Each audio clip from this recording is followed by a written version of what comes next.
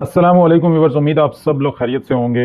America की पिछली 100 साल तारीख में जो बदतरीन तूफान आया है बॉम्ब साइक्लोन का, इस तूफान में अमेरिका की सिटी बफेलो के लोगों के ऊपर क्या कहर टूटा है वो आपको दिखाने जा रहे हैं। लेकिन हैरानकुन बात यह है कि जब ये तूफान आया तो वहाँ का टेम्परेचर था 45 डिग्री। यानी आप ये समझ लें कि जिस तरह पाकिस्तान में जून जुलाई में जो टेम्परेचर होता है 40 प्लस 45 डिग्री, इस तरह कुछ लोग एसी में थे, कुछ लोग घरों में थे या मार्केट्स में थे। सारे लोग तकरीबन एसी में थे, क्योंकि ये वाला जो टेम्परेचर है इसमें लोग एसी के बगैर बहुत कम रहते हैं, स्पेशली वो भी एक ऐसे तरक्की याफ्ता मुल्क में। और अब इमेजिन करें कि एकदम से 45 डिग्री जो है वो -12 डिग्री के ऊपर चला गया। -12 डिग्री का मतलब ये है कि जिस तरह से आप ये कह लें कि सर्दियों में पाकिस्तान के अंदर गिलगित और बल्तिस्तान में जो टेम्परेचर होता है अमूमन -20 डिग्री तक वहां पे टेम्परेचर रहता है, अचानक से वो हाल हो गया। और ये नहीं है कि सिर्फ टेम्परेचर ही चेंज हुआ, बल्कि इतनी हैवी स्नोफॉल शुरू हो गई, इतनी ज़्यादा बर्फबारी शुरू हो गई कि लोग जहां पे थे वहीं पे मुंजमद हो गए और पूरी की पूरी बिल्डिंग्स, गाड़ियां सब बर्फ के नीचे आ गईं। अंदेशा है इस चीज़ का कि ये जो बॉम्ब साइक्लोन का जो तूफान आया है अमेरिका की इस सिटी में, इस तरह के तूफान अब जो है वो आहिस्ता आहिस्ता पूरी दुनिया को अपनी लपेट में लेंगे। ये जो भी इवेंट्स हो रहे हैं, रिसेंटली पाकिस्तान में फ्लड आया और कुछ टाइम पहले अमेरिका, यूके और यूरोप की कुछ सिटीज़ में फ्लड आया था, सैलाब आया था, और अब अमेरिका की सिटी में बॉम्ब साइक्लोन का जो तूफान आया, ये सब वर्ल्ड ग्लोबल वार्मिंग फिनोमिना के तहत हो रहा है।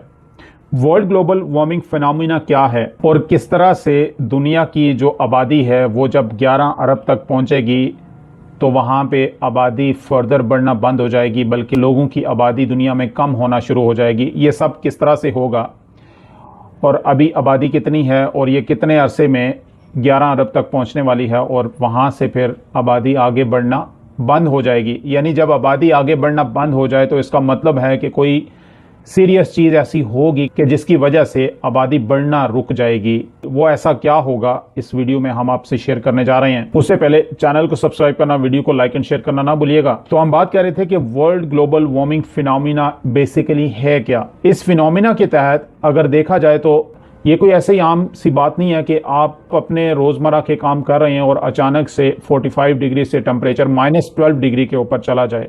मतलब ये कोई इतनी नॉर्मल सी बात नहीं है। अगर हम इस वर्ल्ड ग्लोबल वार्मिंग फिनोमिना की बात करें तो लास्ट 100 ईयर्स में ज़मीन का जो टेम्परेचर है वो इंक्रीज होकर बढ़कर 0.60 सेल्सियस हो गया है। और ये कहा जाता है कि जो नेक्स्ट 100 ईयर्स होंगे इसमें ये फर्दर इंक्रीज होकर 4 डिग्री सेल्सियस तक पहुंचने का अंदेशा है।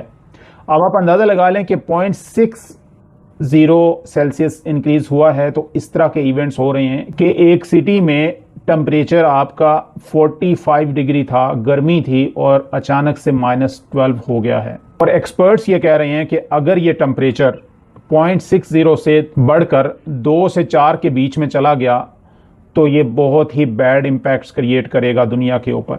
और आज से 50 साल पहले जो इवेंट्स होने थे, लेट्स से जिस तरह ये अभी अमेरिका में ये जो स्नोफॉल का हुआ है, बॉम्ब साइक्लोन जो आया है, टेम्परेचर 45 से -12 के ऊपर फ़ौरन आ गया है, इस तरह के जो इवेंट्स हैं ये एक्सपर्ट्स ने प्रिडिक्ट किया हुआ था कि ये आज से 50 साल बाद ये इस तरह से होगा। लेकिन वो इवेंट्स अभी हो रहे हैं, मतलब वो जो प्रिडिक्शन की हुई थी उससे 50 साल पहले ही वो इवेंट्स हो रहे हैं।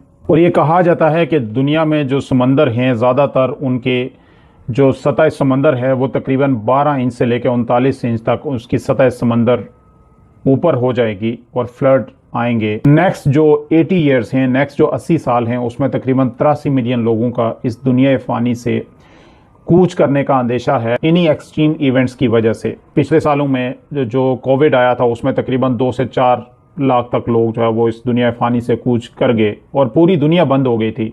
अब हम ये अंदाज़ा लगा सकते हैं कि अगर 83 मिलियन लोग इस दुनिया से इन इवेंट्स की सूरत में अगर इस दुनिया से जाएंगे तो उसका कितना बड़ा इम्पैक्ट इस दुनिया के ऊपर क्रिएट होगा। देखा जाए तो यूएन की एक रिपोर्ट के मुताबिक 2022 के एंडिंग तक, यानी नवंबर तक, तकरीबन दुनिया की जो आबादी है वो तकरीबन 8 बिलियन तक पहुंच गई थी, यानी 8 अरब तक पहुंच गई थी। और ये कहा जाता है कि ये आबादी 2080 तक तकरीबन 10.4 बिलियन तक चली जाएगी, यानी 11 अरब आबादी हो जाएगी पूरी दुनिया की।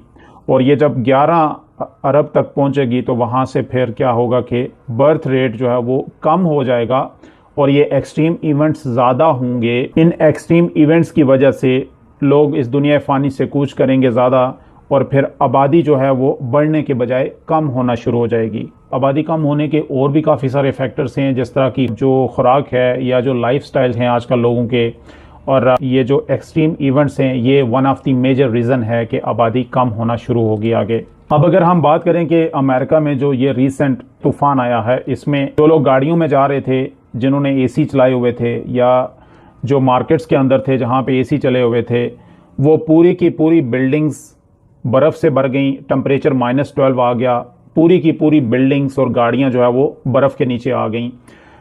वहाँ के जो ग्रिड स्टेशन थे 18-18 फीट तक बर्फ़ उनके ऊपर पड़ी हुई थी और कुछ भी नज़र नहीं आ रहा था। कुछ लोग गाड़ियों के अंदर फंसे हुए थे काफ़ी सारे घंटों के लिए और वो वहीं पे फोत हो गए।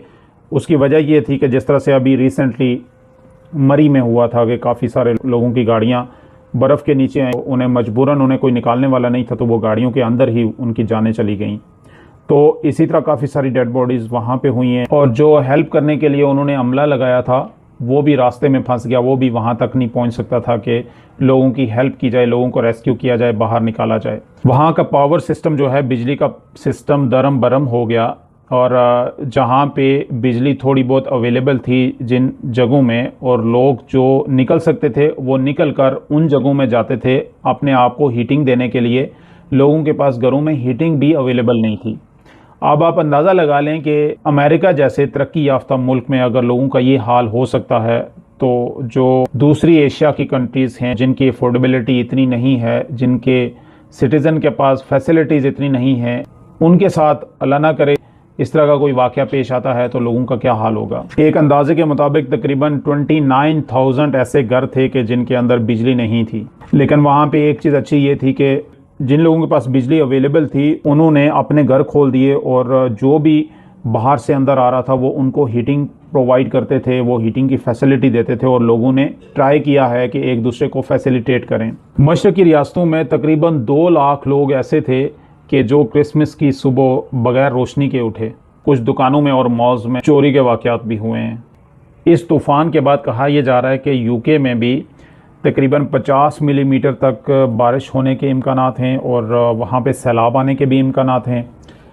वहाँ की महकमा मौसमियात ने यह कहा है कि मूसलाधार बारिश से सैलाब और सफ़र में खलल पड़ सकता है। नाज़रीन, इसी तरह के इन्फॉर्मेटिव एंड इंटरेस्टिंग वीडियोस के लिए हमारे चैनल को सब्सक्राइब कर लीजिएगा, बेल आइकन पर क्लिक कर लीजिएगा, और अगर वीडियो अच्छी लगे तो इसे लाइक एंड शेयर जरूर कीजिएगा। नेक्स्ट वीडियो तक अपना बहुत सारा ख्याल रखिएगा। Thank you very much.